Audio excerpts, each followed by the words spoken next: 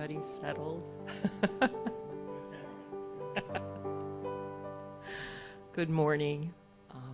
Thank you for joining us. Thank you to all the new faces. It's nice to see. Welcome. The bell, I'm getting there. There was an announcement that I was asked to make, and next week the children will be doing crafts with Mrs. Lash, and we'll be serving chili.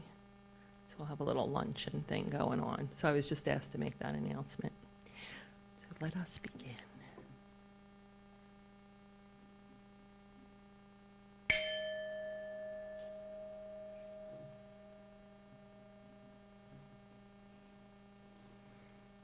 Welcome to this congregation. We are the Unitarian Universalist Fellowship of Lower Bucks.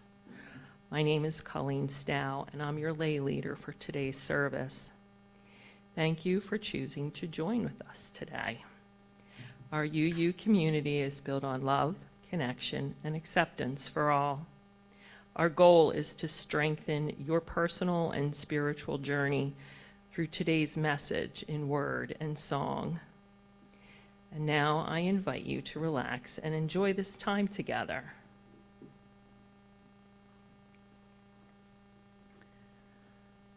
Our October Soul Matters theme is the practice of deep listening. Unitarian Universalism is a lived faith that inspires us to act, live, and love our values out in the world. For October, our Soul Matters monthly theme will center on the practice of deep listening, which involves hearing more than the words of the speaker. It taps into the deeper meaning, plus some of the unspoken needs and feelings.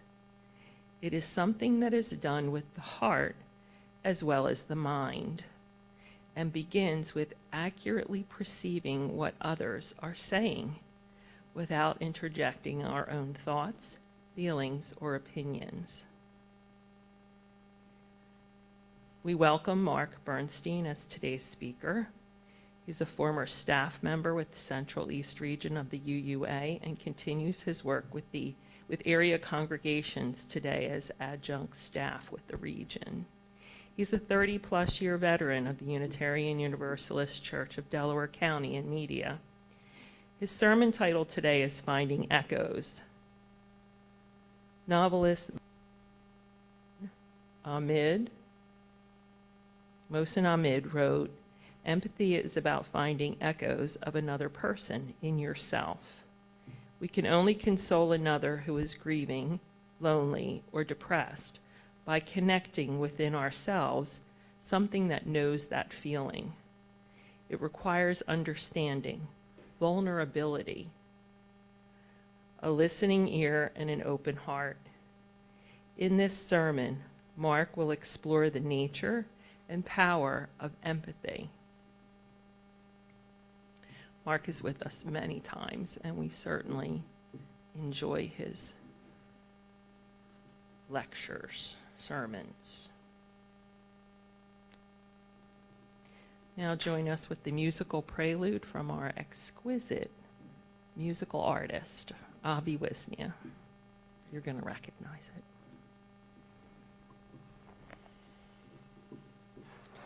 If you really want to practice the art of deep listening, you can go out into nature and be quiet and trying to hear what is happening all around you. And actually, Bob Dylan knew this, which is why he used it as a metaphor for understanding that when there are really tough things in life, things that we can't understand, things that are tearing us apart globally, things that are tearing us apart on the inside, that maybe by doing some deep listening, we can get a little bit of those answers of how to move forward and how to be there for each other. But those answers are elusive as if they are blowing in the wind.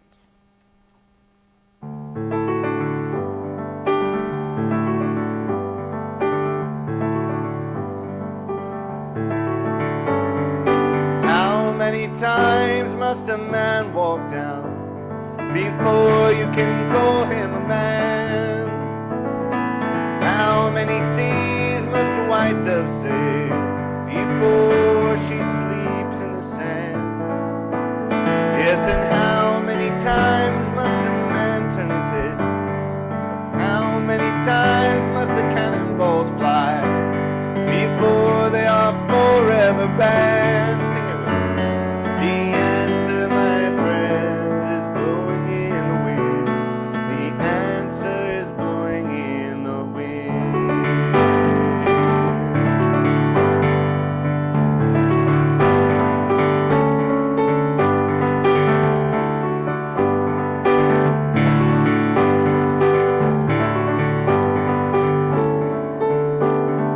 How many times? I'm losing the lyrics here, that's why. These lyrics are as elusive as if they're blowing in the wind. That's what's happening. How many years can a mountain exist before it is washed out to sea? How many years can some people exist before they're allowed to be free? Yes, and how many times must a man turn his head and pretend that he just doesn't see? The answer, my friend, is blowing in the wind. The answer is blowing in the wind.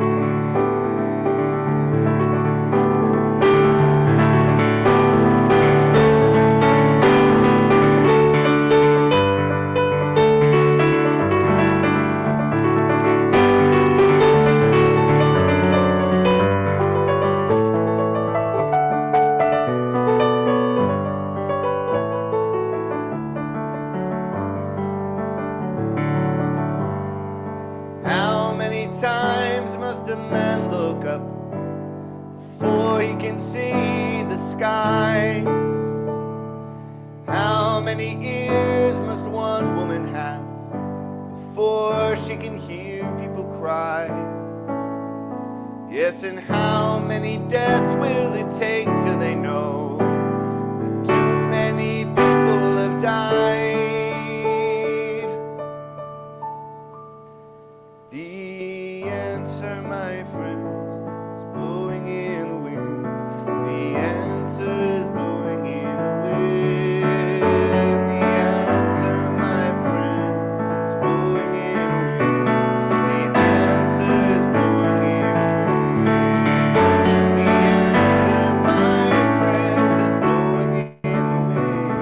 The answer is blowing in the wind.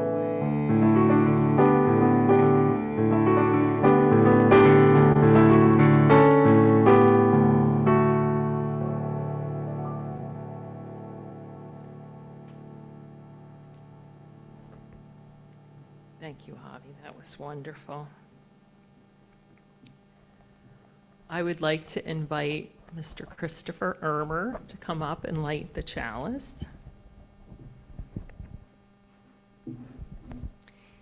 Here today, in this place and with these people, may we listen so that we can hear. May we hear so that we can feel. May we feel, and may we know so that we can change ourselves and this world. May this chalice we light our way. Thank you, Chris.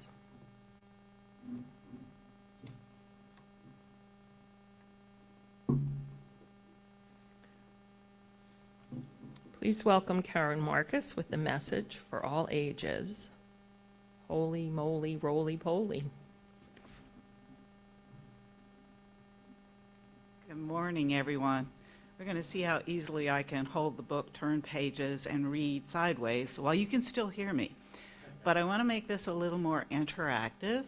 Colleen told you what the title of the book is, Holy Moly, Roly-Poly, and the small text you may not be able to read says A Story of Awareness and Empathy.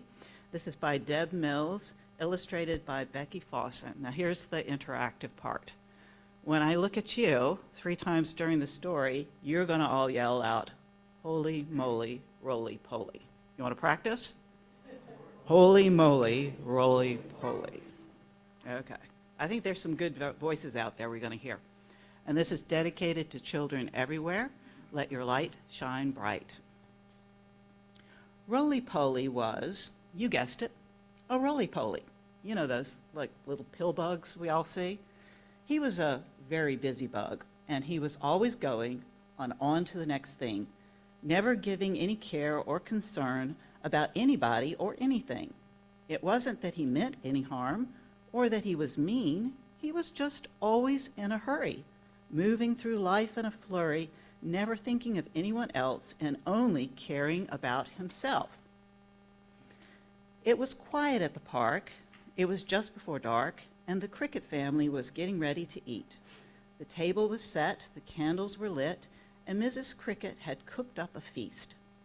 Everyone washed their hands, took their seat, and placed their napkins, oh so neat. But right before they took their first bite, a blue at them very fast, and it hit a mighty blast, and food was spread all around, chairs knocked over the ground, and frown.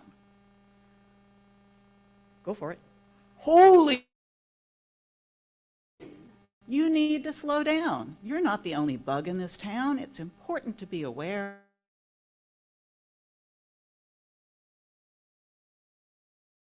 What's happened to you? Roly-poly got up, wiped the hurry. Then he tucked into a ball that was very, very small, and he rolled off in a hurry. Miss Beetle was crossing the street. She looked left, then looked right. No one. But just as soon as she stepped down, she was spun all around. Her groceries went. Mr. Sting, who saw the whole thing, went to help Mrs. Beetle back to find Roly-Poly. He had something to say. Roly-Poly, you need to slow down. You're not the only bug in this town. A little care. There are others around you. Your actions affect them too. And said, oops, sorry. Then tucked into a ball.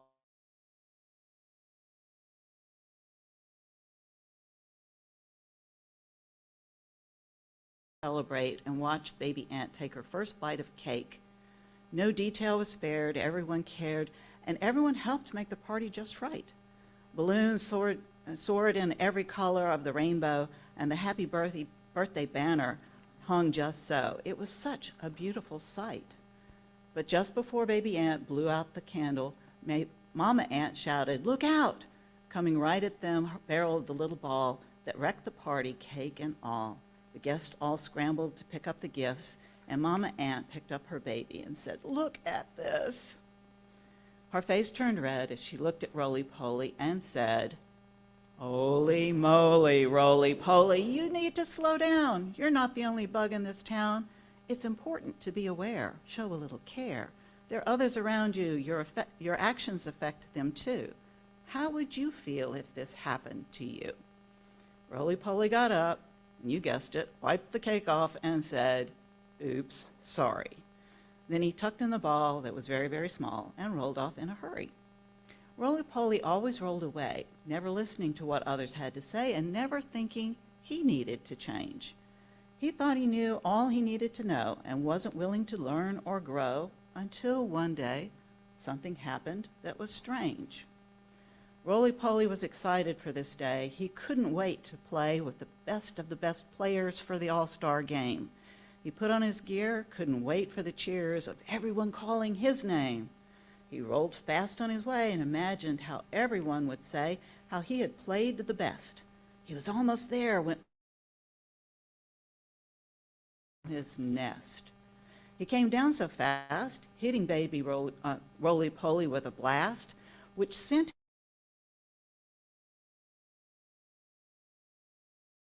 him fell and was covered in muck that was gray. boss say, "Oops, sorry," as he, "Yuck," said Roly-Poly, "I'm stuck in this muck. Can anybody help me up?" Groan. "I can't believe that wasp. Doesn't he see I have a very important..." Without any care, and didn't even stop to check on me. And while Roly-Poly tight, so for the first time in his life, he paused,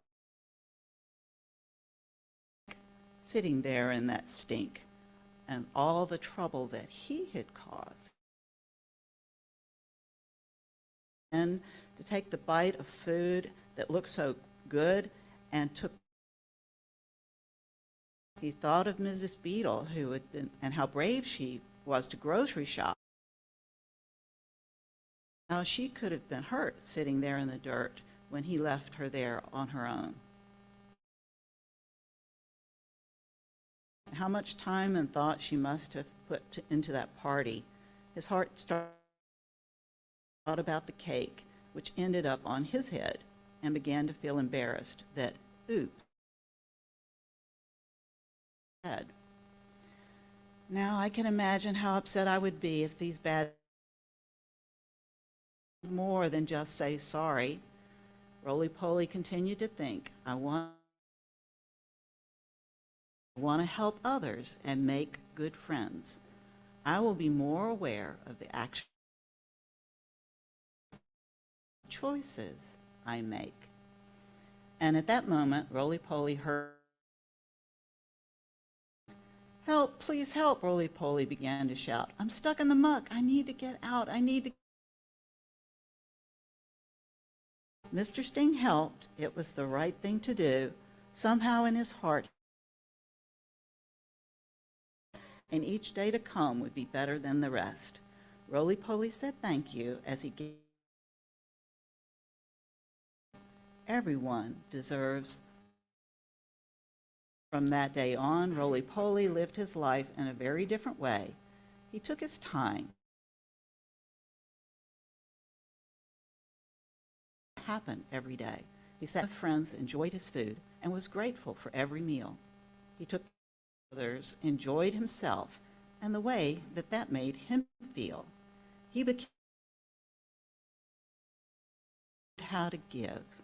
He discovered that being aware and showing you care is a better.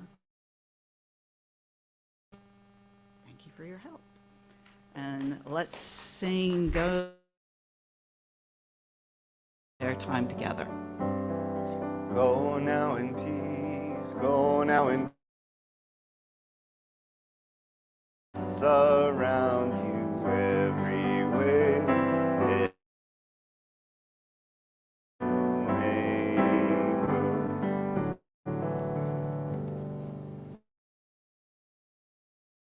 That's delightful.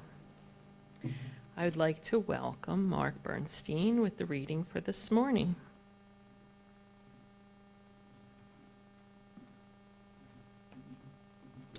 Good morning. As always, it's great to be back with you. The reading this morning is a little unorthodox. It's also a story, a brief story, which is not attributed to any source that I could find, but I couldn't resist sharing this.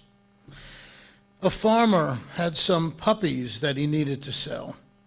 He painted a sign advertising the 4 pups and set about nailing it to a post on the edge of his yard.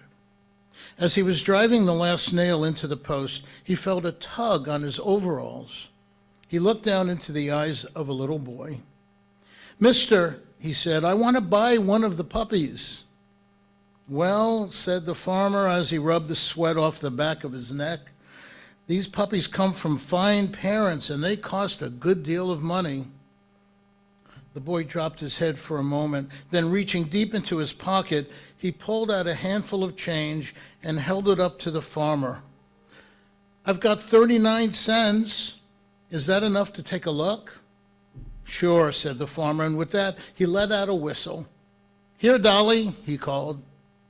Out from the doghouse and down the ramp ran Dolly, followed by 4 little balls of fur. The little boy pressed his face against the chain-link fence. His eyes danced with delight. As the dogs made their way to the fence, the little boy noticed something else stirring just inside the doghouse. Slowly, another little ball appeared, this one noticeably smaller. Down the ramp it slid. Then, in a somewhat awkward manner, the littlest pup began hobbling toward the others, doing its best to catch up. "I want that one," the little boy said, pointing to the runt. The farmer knelt down at the boy's side and said, "Son, you don't want that puppy. He will never be able to run and play with you like these other dogs would." With that, the little boy stepped back from the fence, reached down, and began rolling up one leg of his trousers. In doing so, he revealed a steel brace running down both sides of his leg, attaching itself to a specially made shoe. Looking back up at the farmer, he said, "You see, sir, I don't run too well myself, and he will need someone who understands." With tears in his eyes, the farmer reached down, picked up the little pup, and handed it to the little boy. "That'll be 39 cents, he said.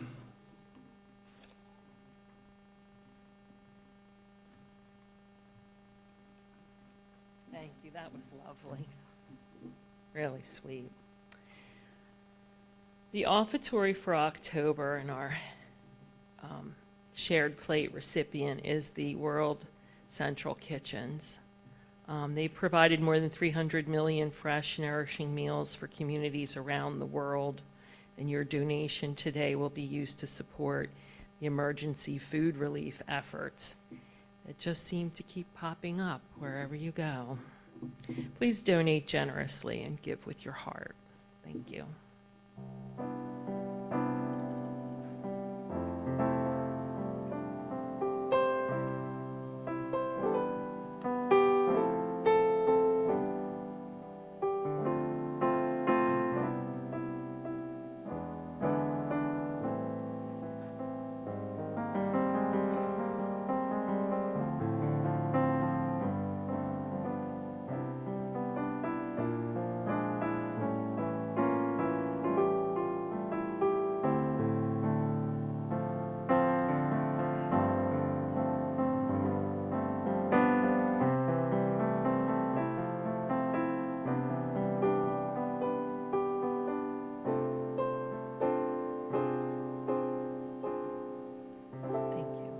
Generosity is accepted with great appreciation. Thank you.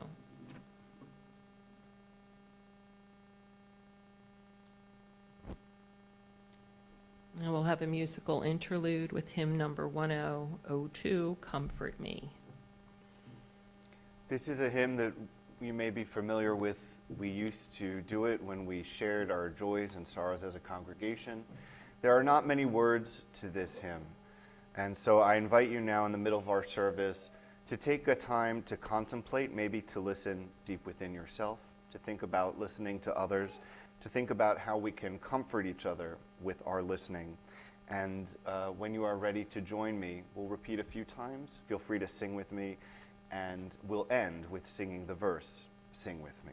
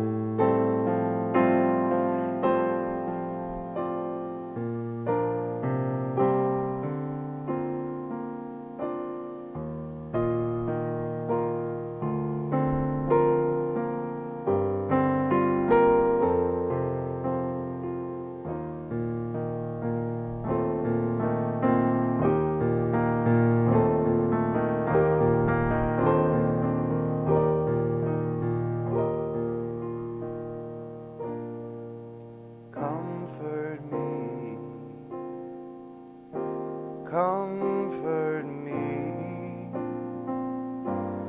comfort me, oh my soul. Comfort me, comfort me, comfort me, oh my soul. Comfort me, comfort me, comfort me, oh my soul. Comfort me,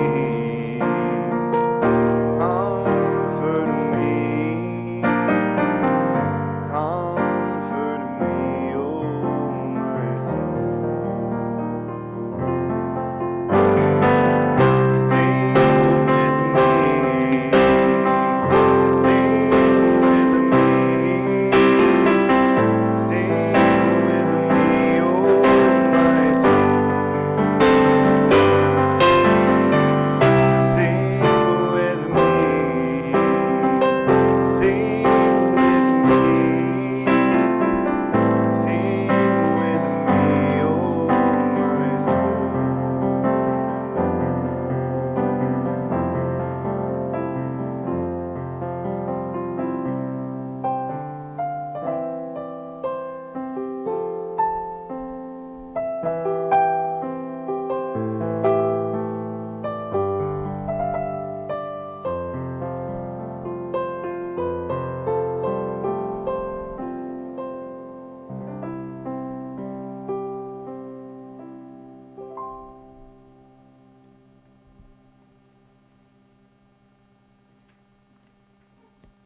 Thank you, Avi. That was a beautiful rendition.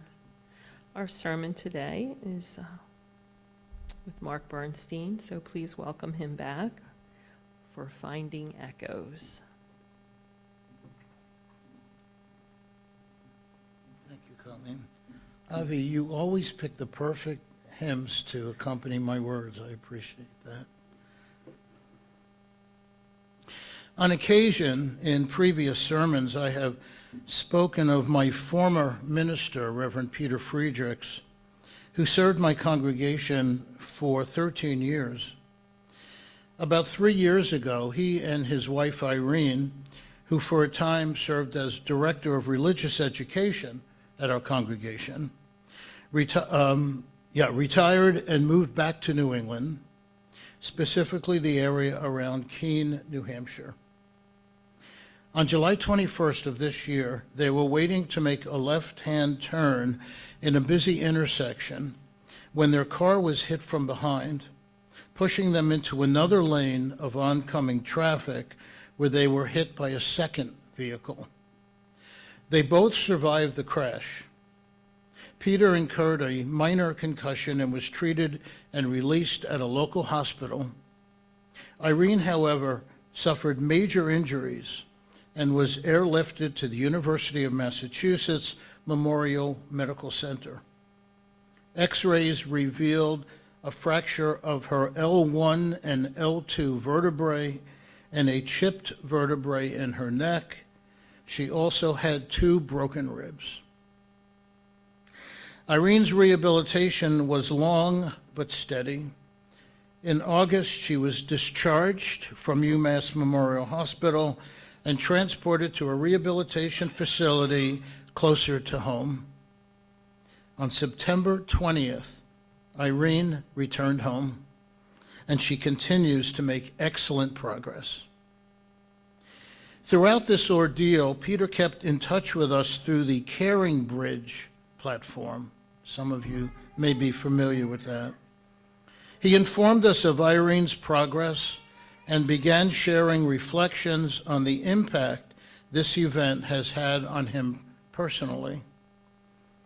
I listened, yes, listened to his written words, not just to be informed, but to understand. Not just to understand, but to feel. To feel as much as I could the pain and shock and worry and doubts and hope and ultimate triumph that Peter and Irene experienced. I did not just listen deeply to his words and thoughts, I listened with empathy. Deep listening, the theme of this month of your Soul Matters program, is only the platform upon which greater understanding or empathy is built. The wonderful author and speaker Brené Brown says that empathy is a choice. In order to connect with you, I have to connect with something within myself that knows that feeling. Or as novelist Mohsin Hamid put it, empathy is about finding echoes of another person in yourself. It was through empathy, through connecting with my feelings so that I could better understand Peter's, that I was able to be with these two cherished people in my life. We sometimes confuse empathy with sympathy. Brené Brown tells us that empathy fuels connection, sympathy drives disconnection. Let me illustrate with this example. Before the pandemic, I did a lot of work in New Jersey. Coming back to Philly, I would cross the Walt Whitman Bridge. When you go through the toll booth, you empty onto the Schuylkill Expressway very briefly, fortunately, getting off at the first exit on the right. You come around a big semicircle and wind up at a traffic light, across from which is the ramp to I-95. It's a long light, and often there is a homeless person there walking up and down between the two rows of cars. Often I will study the person while I wait, trying to figure out who they are, how they came to be here, walking up and down this road, cardboard, sign in hand, usually with too many words to read in a short period of time and not enough space to hold the message. My heart goes out to them, and I try to imagine what it must be like to live such a life. I feel sympathy, and then the light turns green and I continue my journey home. My message this morning is not about sympathy, it's about empathy, and there's a difference. Sympathy is feeling for someone. Empathy is feeling with someone, usually through the use of imagination. Sympathy is sitting in my car at the traffic light and thinking, there but for the grace of God. You know how that goes. Empathy is pulling my car over to the side, getting out, and spending some time talking with that person, learning their story, and getting a better understanding of who they are as a person of worth and value. In the simplest terms, empathy is the awareness of the feelings and emotions of other people. It goes well beyond listening, but it begins with the ability to listen well. And even we as Unitarian Universalists, proponents of worth and dignity of all human beings, generally do not listen well. We live in a fast-paced society with stimulation coming from all directions. We spend less time reflecting and more time responding, less time understanding and more time judging, less time hearing and more time speaking. Dean Jackson wrote that listening is an art that requires attention over talent, spirit over ego, others over self. And Sue Patton Thole said that deep listening is miraculous for both listener and speaker. When someone receives us with open-hearted, non-judging, intensely interested listening, our spirits expand. In my training with staff in the healthcare field, I call this whole being listening, WHOLEBEING, whole being listening. Listening with your whole being as if what the person is saying is the most important thing in the world. Malcolm X wrote, "There's an art to listening well. I listen closely to the sound of a man's voice, and I can hear sincerity. I can hear sincerity. That is listening with your whole being. In an episode of one of my all-time favorite television shows, The West Wing, anybody familiar with The West Wing? Great show, huh? I think I'm watching it for like the 5th time now. Leo, the president's chief of staff, shares a story with his assistant, Josh, and it goes like this. This guy's walking down the street when he falls in a hole. The walls are so deep he can't get out. A doctor passes by and the guy shouts up, "Hey you, can you help me out?" The doctor writes a prescription, throws it down in the hole, and moves on. Then a priest comes along and the guy shouts up, "Father, I'm down in this hole, can you help me out?" The priest writes out a prayer, throws it down into the hole, and moves on. Then a friend walks by. "Hey Joe, it's me. Can you help me out?" And the friend jumps in the hole. Our guy says, "Are you stupid? Now we're both down here." And the friend says, "Yeah, but I've been down here before, and I know the way out." That's empathy. It is deeply connected to the principle of equity, that every person is inherently worthy and has the right to flourish with dignity, love, and compassion. In order to find the dignity and worth in others, including members of our own congregation with whom we might be in conflict, we must take the time to listen deeply, to understand not only the words but the emotions, and to jump down into the hole with that person and together find a way out.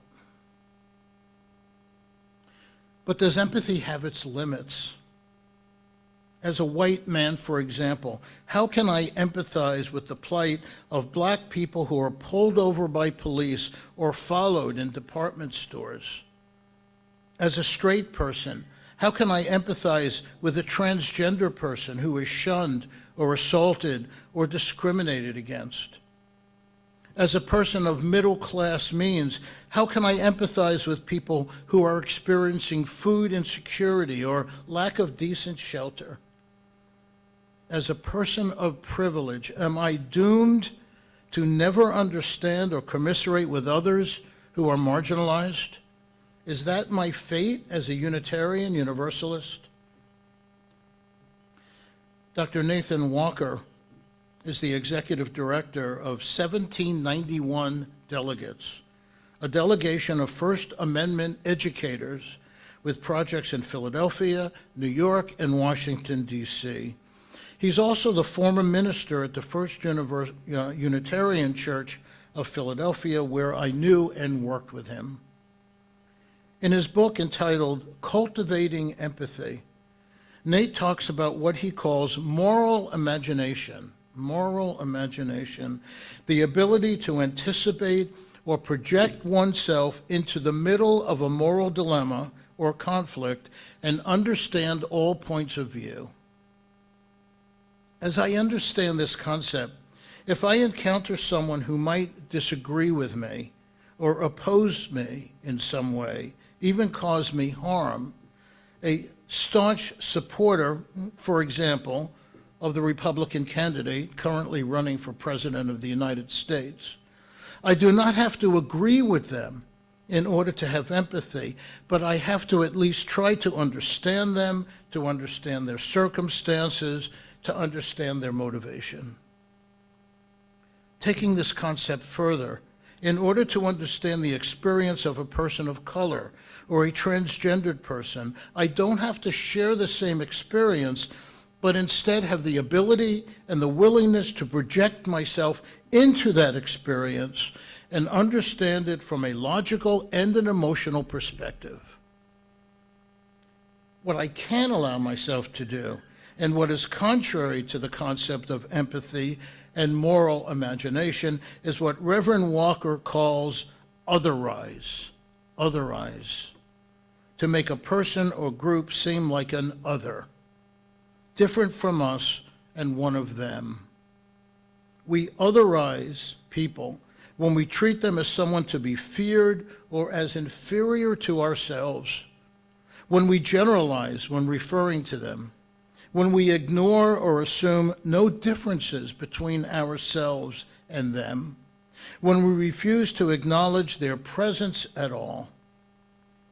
When we act or think in these ways, there is no space for empathy. In the epilogue to his book, Dr. Walker writes, "Understanding is a prerequisite for empathy, a sharing in the most intimate of encounters. This encounter becomes an ethical one when we use the moral imagination to see our shared humanity and dare to forge a new way of being with one another." There is a quote that has been attributed to everyone from Plato to Pluto the dog, and it goes, "Be kind, for everyone you meet is fighting a great battle." Be kind, for everyone you meet is fighting a great battle. This is perhaps the greatest test of empathy, to be kind and respectful to those who we know nothing about. I've never done this before with you, but I would like to share a video from the folks at the Cleveland Clinic, the one in Cleveland, with the help of who I like to call Magic Mike. This video is very moving, and it drives me to tears every time I watch it. So, just in case, I brought some tissues. I'll leave them right there. Feel free to help yourself. It is perhaps the best video I have ever seen that illustrates empathy. Mike?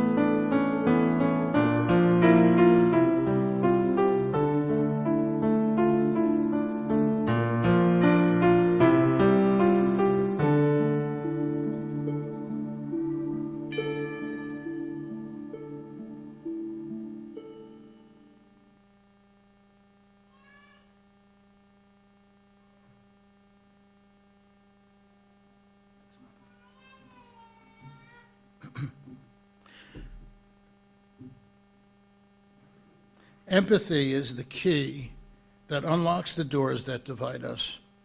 When we take the care and the time to truly listen, to truly understand, to truly embrace others, we begin together the long climb out of the hole of desperation, division, and despair.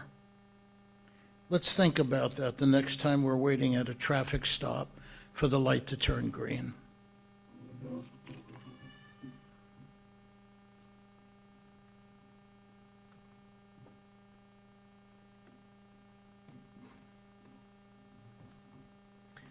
Thank you very much, Mark. That was quite moving. Now is the time in our service when we recognize and lift up one another in love. Please come up to this microphone and share your joy or sorrow with love, and please be brief.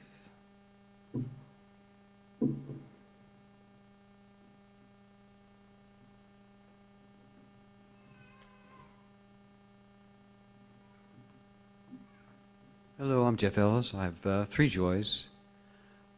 First of all, Rich Kelly was very kind to give me his 18-speed English racer on Tuesday. And a couple of days ago, I finally got my car back after 5 weeks with no wheels. And I'm always grateful when my son, whom I love so much, comes and joins us here at church.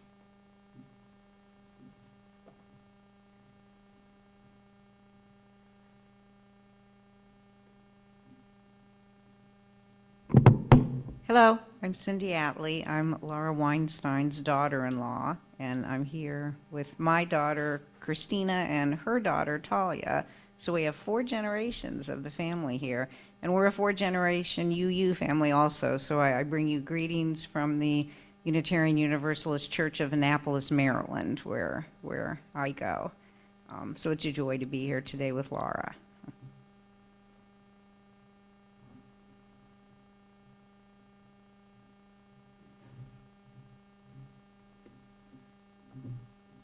Hi, Bill Appleton here. A couple joys, one concern.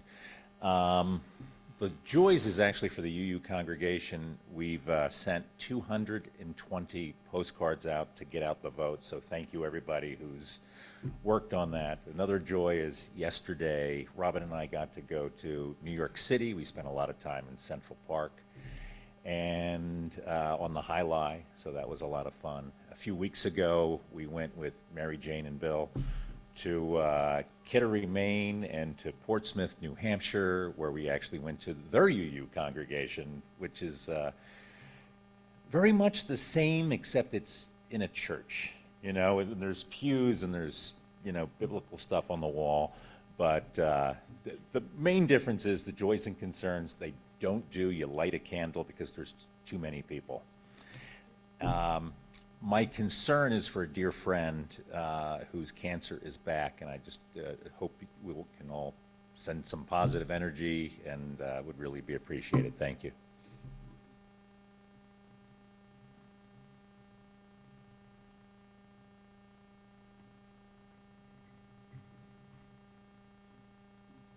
Good morning. I'm Bill Stroop, and my wife, Nancy Lesh, is in the back.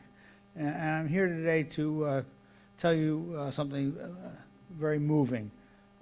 You all know that Nancy is our crafter. And today, if you go out into the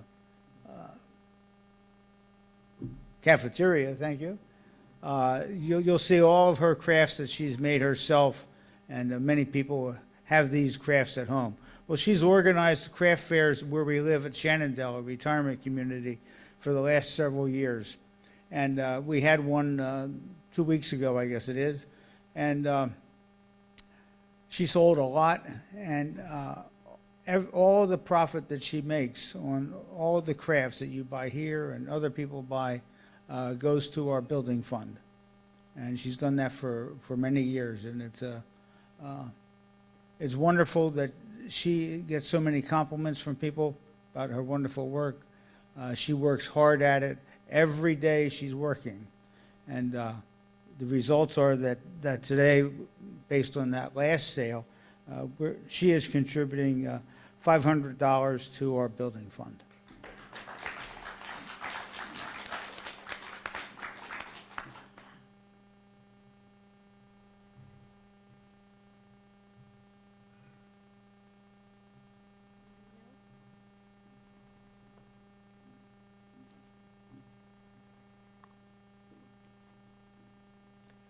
I just want to say that reflecting back on the 30-plus years I've been here, it is always a wonderful, peaceful moment to sit in the chair and listen to the words and music.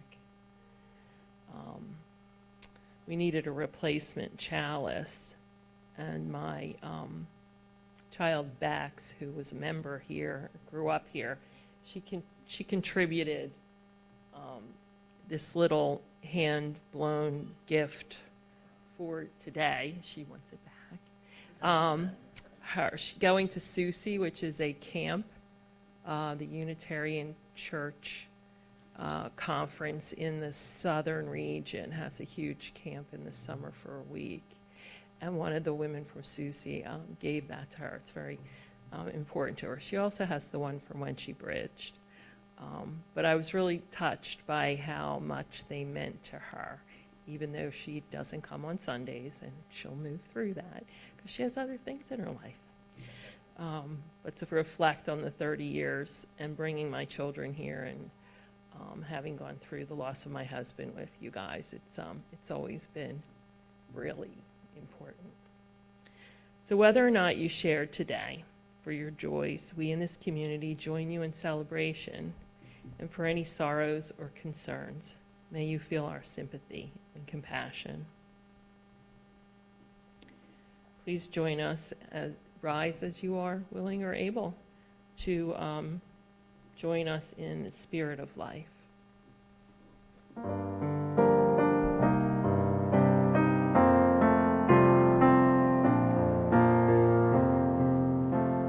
Spirit of life, come unto me.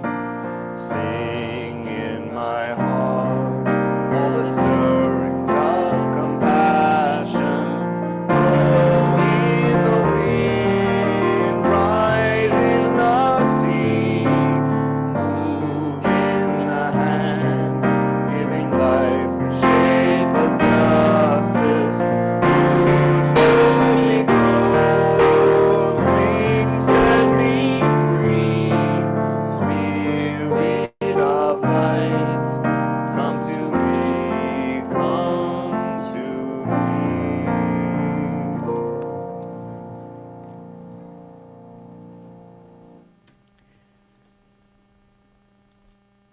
May we open our hearts and minds to one another and the world.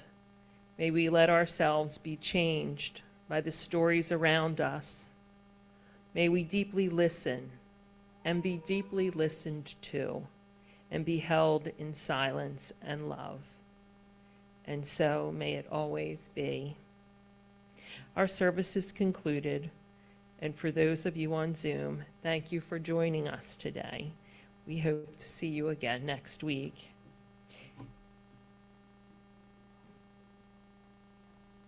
There's closing words on here. Am I missing something?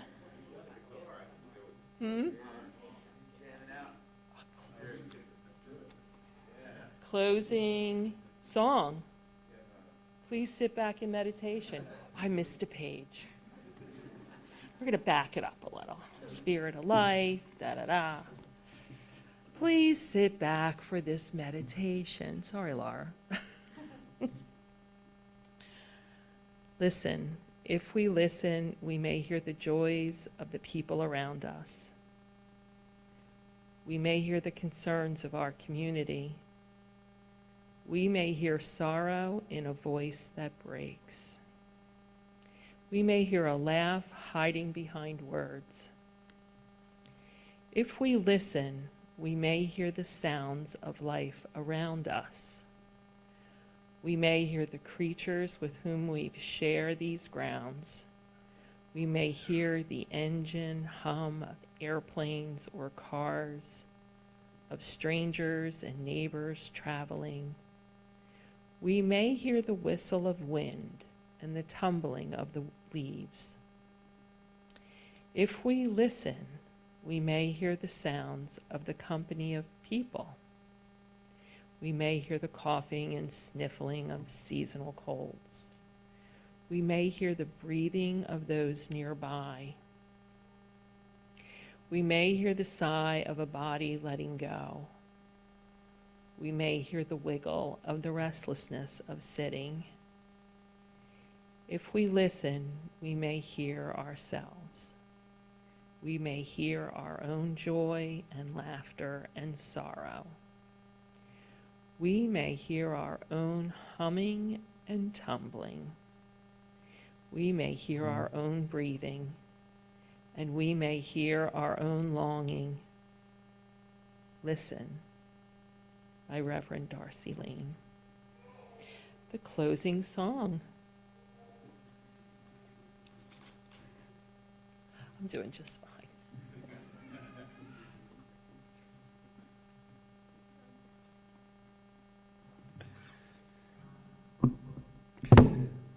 Our closing song today, you know, we would normally do a hymn that we could all sing together. And, well, I think this is sort of like a hymn, except it was performed by Supertramp. And this is certainly along the lines of what we've been talking about today, is that we can listen by giving a little bit of ourselves to others. And so that's why we're going to end today with Give a Little Bit.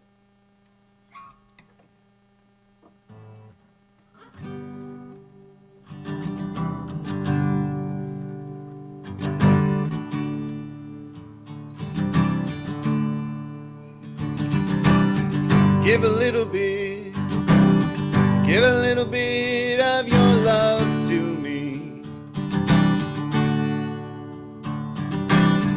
Give a little bit, give a little bit of my love to you. Can we try singing that together?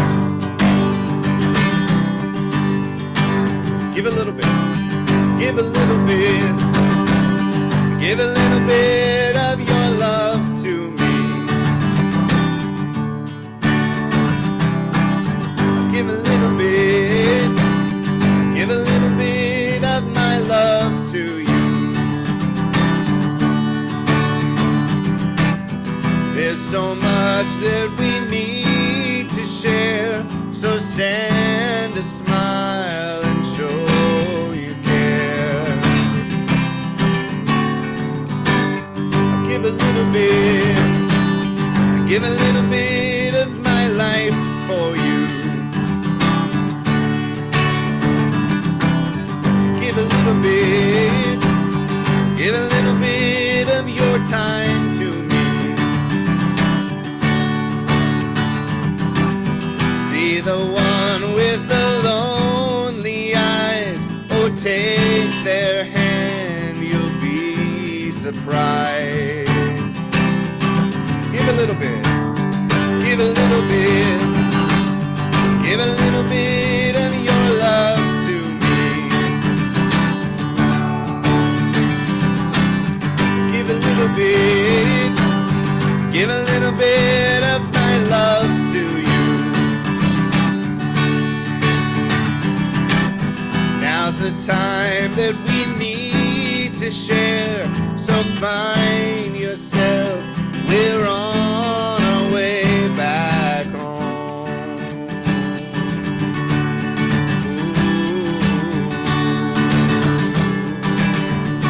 Give a little bit, give a little bit, give a little bit of your love to me. Give a little bit, give a little bit of my love to you. Sing that one more time. Give a little bit, give a little bit of your love to me. Give a little bit, give a little bit of my love to you. Give a little bit, give a little bit of my love to you.